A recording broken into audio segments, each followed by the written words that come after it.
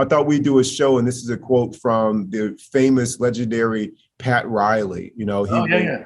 a basketball player collegiately at the University of Kentucky, storied career there, went on to play in the NBA, and then he coached the Los Angeles Lakers during the Magic Johnson, Kareem Abdul-Jabbar era, went on to coach Miami Heat to a title in the NBA, and now he's a GM there and just has a storied career.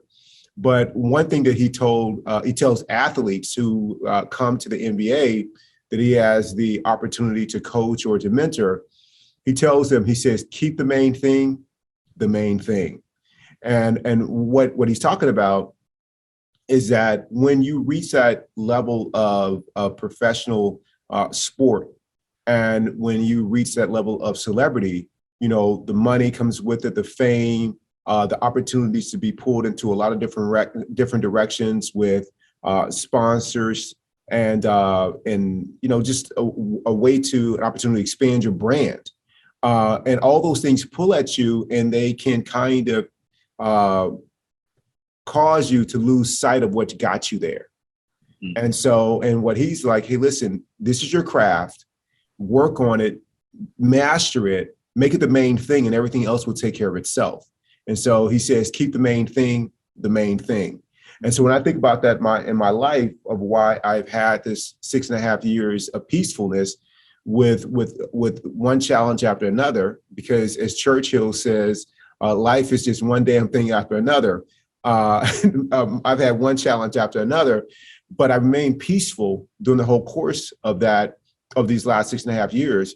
And what's different about that versus the previous, 40 plus years has been, I've kept the main thing, which is a commitment to my practice.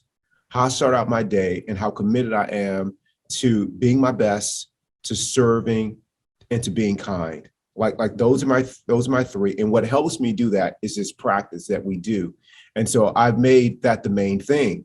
And so what I've found is I'm consistently showing up the same way, walking around everywhere I go, trying to sprinkle a little kindness, Rick, just sprinkle kindness all over the place. And it's not me, man. It's really the practice, because I've made it the main thing. If I only get 3 hours of sleep, I'm doing the practice in the morning. If I got a deadline, I'm doing the practice in the morning. Like there are no days off, man. I'm keeping this the main thing, and it's made a profound difference in my life. Along the way, I've gone through some to a lot of seminars. I've done personal development courses. I learned something that I think that's a gem, that's a jewel, but it stays with me for a day or two, maybe a week, and then it fades in the background, and I never come back and continue that practice. But the last 6.5 years, I committed myself to a practice, and I really kept it the main thing. And it's made a huge difference. And I invite other people in my life who talk to me or ask me about it to do the same thing. And they'll start off, and then I'll start to see, oh, that looks like suffering over there. And I'll ask them, like, how's your practice going? Oh, I need to get back on that. Then keep the main thing the main thing. Mm-hmm. And once you do, everyone in your world wins, man. Your significant other, if you have one, your family, your business relationships, your experience of life. Your consciousness deepens when you make it the main thing and keep it that way. So what are your thoughts on that subject? The funny thing is that people don't understand that discipline is really the key to freedom.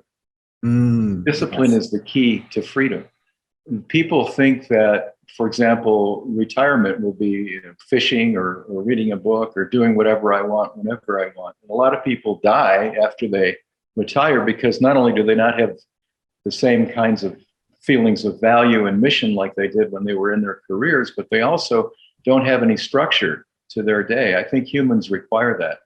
And discipline, when we're talking about a practice for inner peace and learning compassion and sharing joy with other folks, if those are what you want in your life, then the only way to do it is by a continued, applied, conscious practice of doing it. It's just like getting into shape or losing weight or becoming a good skier or becoming a better doctor or a better lawyer or better retail manager. Whatever you're doing, you have to go through some steps. And that means When you're disciplined, you're focusing on things that have meaning and are consistent with what it is that you want, like your kindness, like your compassion, like your joy sharing.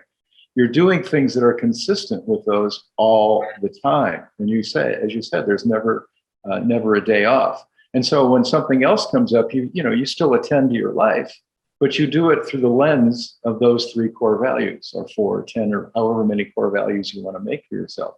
And so the real catch is that people have to understand that whatever your practice becomes, and it's personal to each of us, that practice has to continue so that you get into a practiced way of living your life that brings about the changes that you want in your life. And that discipline is required. If you don't want to be a jerk to other people, if you don't want to be afraid, if you don't want to have anxiety, if you don't want to have comparing yourself with other people, or an acquisitiveness, a greed that gets in the way of doing good work, or you're tired of being judgmental about every damn thing in your life. I mean, those are the kinds of things that I wanted to get rid of. And in order to do that, I had to make massive changes in the way that I structured my life and the way that I disciplined myself into thinking differently than I had ever thought before. And that's why people like Eckhart Tolle and Wayne Dyer and Ram Dass and others who have made similar journeys, and Keith Jones is in there as well. That's why people who have made practice part of what they want to do in life are wonderful examples.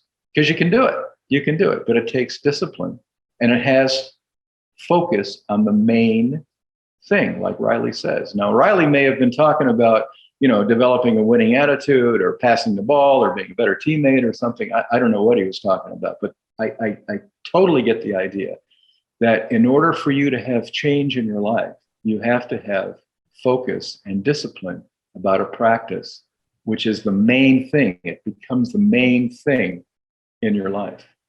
I totally agree, Rick. And I think discipline is the key.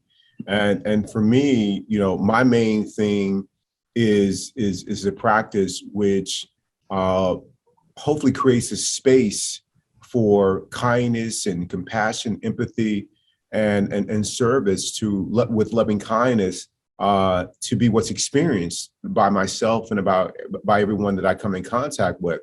I mean, what somebody else's main thing could be the perfect golf shot, whatever that is for you. Yeah. But in this conversation, in this podcast, we're talking about inner peace and consciousness that is, a benefit to others as well as to ourselves. So this kind of different conversation. I'll just end with this.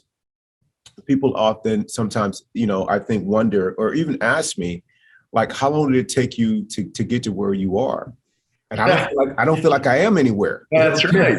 like practice. Yeah, it's a practice. It's every day. I'm not anywhere. Like, I'm just in this moment. And so that's one thing. And the other thing is like, how long do we do this for? I was like, how long do I brush my teeth? Until I take my last breath, it's for me, I want to experience inner peace as often as I possibly can. And if it's a 10-minute practice, deliberate practice during the morning that I set aside to do this work, then my inner peace is worth that to me. With, of course, applying the practice, however life shows up throughout the day.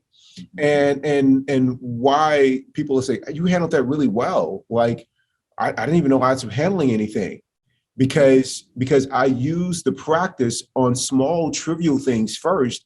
And then when something big came, or quote unquote, looked like it was big or was perceived to be big, I handled that well because I had a lot of reps with the other stuff. That's right. And before I stepped in the box to take that 100-mile-an-hour pitch, I started with a 50-mile-an-hour pitch first in the batting cage. And then once I could hit that, then I was able to start to take cuts at the faster speeds. So I say all that to say that that the practice just prepares you to take life as it comes. And when you strike out, then you notice that's another little area to grow. And you realize the importance of continuing to make it the main thing. And I say to other people, how long will I do this? Well, being connected to other people to where they feel loved by you, not judged by you, not hurried by you, but they feel connected to you and your goodness. What is that worth to you? If it's worth a lot to you, then you keep the main thing. Coming in and your children feeling that you love them and value. They know it, but do they feel it like all the time? How important is that to you? You know, if you're in the business of serving others, whether it's patients or whether it's clients, do they feel that you are a kind person who has their best interest at heart, or they feel that you're being rushed along, or that you're rushing them along? The staff and people that you interact with, when you walk in the room, do you have this calming effect on them to where they feel like you're a team, or do you walk in and they feel that you bring this energy of fear when you walk into a space?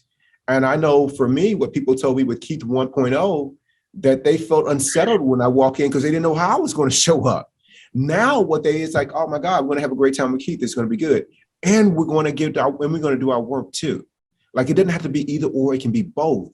And so my main thing is about being peaceful and still being effective, being loving while still creating unconditional space where it's free of judgment too. Like that's my main thing. And I feel like it's working, man. So why would I stop? I'm just going to keep the main thing. Well, you feel better too. I mean, your life works. Your life works. One little footnote, I guess I'd add, and that is that we have to be a little careful when we're on our practice, not to turn the practice over to other people. In other words, to assess how much progress we're making in our own lives by how well or how kind or how nice people are back to us, because what'll happen is you'll just start being nicer to those people without having any of the underlying compassion and the underlying loss of self and loss of ego that you really need to have to make it in this kind of a genuine, authentic transition.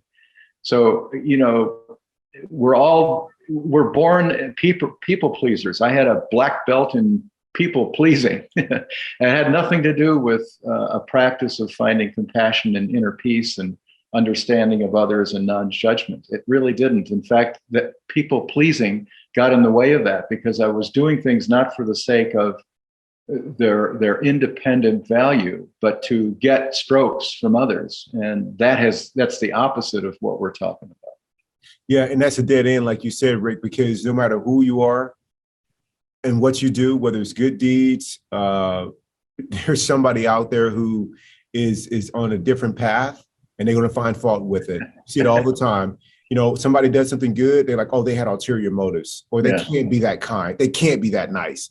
And so you have an opportunity to find out what you're really in it for, because there you go. You won't get a stroke, and that becomes your practice.